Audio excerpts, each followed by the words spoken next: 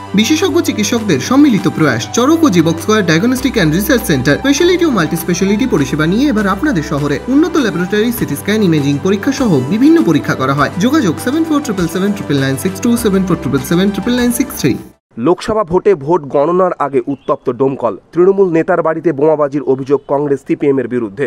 ডোমকলের তৃণমূল নেতা পৌরসভা ৬ নম্বর ওয়ার্ডের তৃণমূল কংগ্রেসের প্রাক্তন কাউন্সিলর নুরাবুল ইসলামের অভিযোগ, রাতের অন্ধকারে বাড়িতে বোমা হামলা। তৃণমূল নেতার দাবি, ভয় দেখানোর জন্যই বোমা মারা হয়েছে।